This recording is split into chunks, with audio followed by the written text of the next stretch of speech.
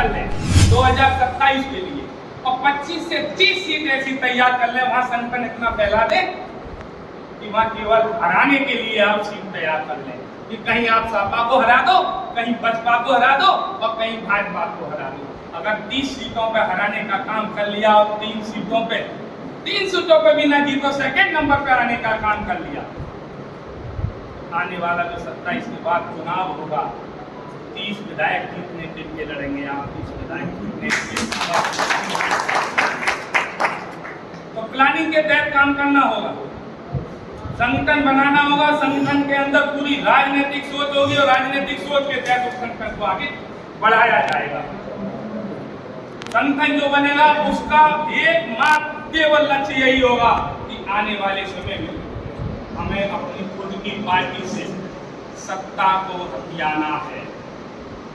तो लड़ाई अब सत्ता की आप लड़ेंगे और यही लड़ाई आपने लड़ना उस पवित्र शुंग के बाद छोड़ दिया है। सम्राट अशोक ने हथियार छोड़ा तो उसके वंशावली के लोगों ने हथियार छोड़ दिया और छोड़ने के बाद आज हमारे ये हालात हैं।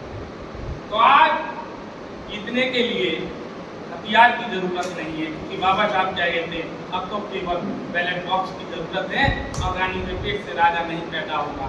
तो जनगणना की जरूरत आपको नहीं है। और वो लोग ये कहते हैं कि पहले एकजुट कर लो कोरी को, कोरी एकजुट करते हैं 1 रुपये में हम अगर 10,000 20,000 वोट डलवा लें, आप 20,000 वोट किसी भी विधानसभा पे डलवा नहीं सकते हैं। जो दावा है जबकि वहां पर डलवा पाए हो तो बता दें।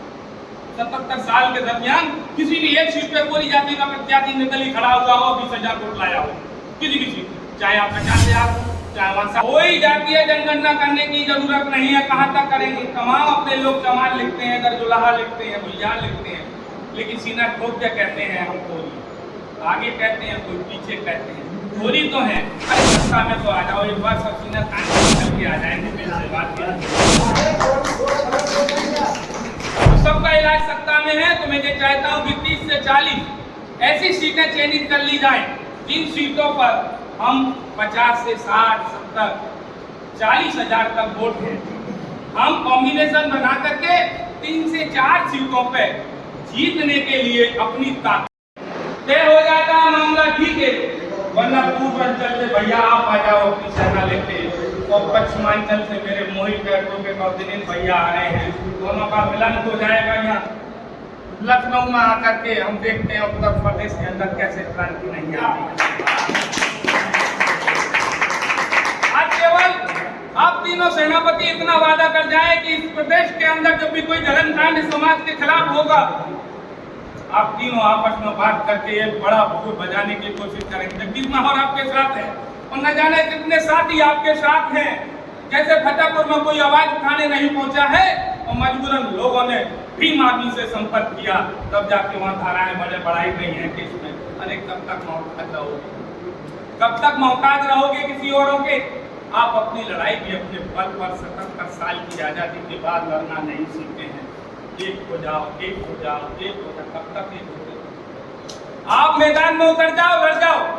जैसे मैं अलीगढ़ में उतर जाता हूँ, लड़ता हूँ, अपने आप लोग आते रहते हैं। 65 दिन बैठा, 65 दिन 11 दिन भूख हड़ताल की, अधिकारियों को नवाया और मुझे भूख हड़ताल से हटाने के लिए मुझे आश्वासन दिया।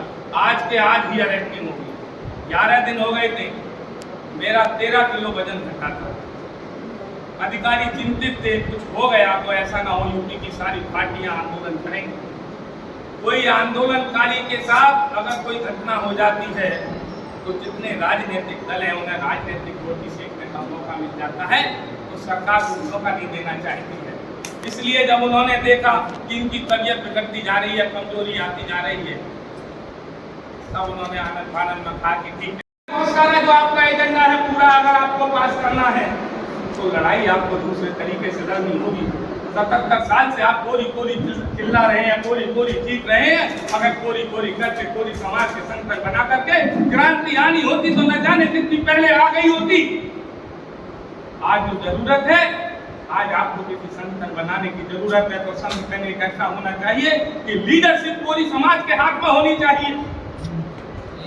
जिस प्रकार से भाई उदय प्रताप जी ने राष्ट्रीय अम्बेडकर सेना बनाई है और वो अपनी क्षमता के अनुसार कितने जनपदों में उसको फैला सकते हैं, चला सकते हैं, आंदोलन कर सकते हैं, कर रहे हैं। और उत्तर प्रदेश के अंदर अगर ऐसा लगता है कि कुछ साथी ये कहते हैं कि अम्बेडकर सेना के नाम से हम जुड़ेंगे, तो हमारी तरफ के लोग थोड़ा एलर्जी रखेंगे। किसी महान पुरुष से या महान पुरुष के नाम से आपका अगर कोई संगठन चलता है तो एलर्जी जैसी बात नहीं आनी चाहिए। और जगदीश महावन डरपोक में से नहीं है, डरता नहीं है। भारतीय जनता पार्टी का आधे से ज्यादा पूरी समाज उधर पदाधिकारी है भाजपा में, और बड़े बड़े भाजपाइयों से भिड़ने का काम करता है और हर चुनाव में भाजपा के खिलाफ दूसरी किसी भी पार्टी को लड़ाने का काम करता है। न जाने कितने मुकदमे जगदीश महावन हो गए, लेकिन विचारधारा के साथ कभी समझौता नहीं किया है। तो आज के दौर में अगर आपको फिर से कोई संगठन बनाने की जरूरत है तो जो लोग शादी ब्याह कराते हैं, शादी ब्याह कराने का संगठन बना लें। जो लोग जागरूक करना चाहते हैं वो जागरूक करने का अपना संगठन बना लें। लेकिन आज जो जरूरत है संगठन बनाना है तो संगठन से सत्ता की ओर अगर ये कदम उठा सकते हैं, संगठन बनाने के बाद सत्ता पर पहुंच सकते हैं। आपके संगठन में सत्ता में पहुंचने की कोई वैचारिक सोच है तो आप संगठन बनाएं। अन्यथा कितने संगठन चल रहे हैं उनको डब्ल्यू कितने को और क्यों नहीं डब्ल्यू बनाने की कोशिश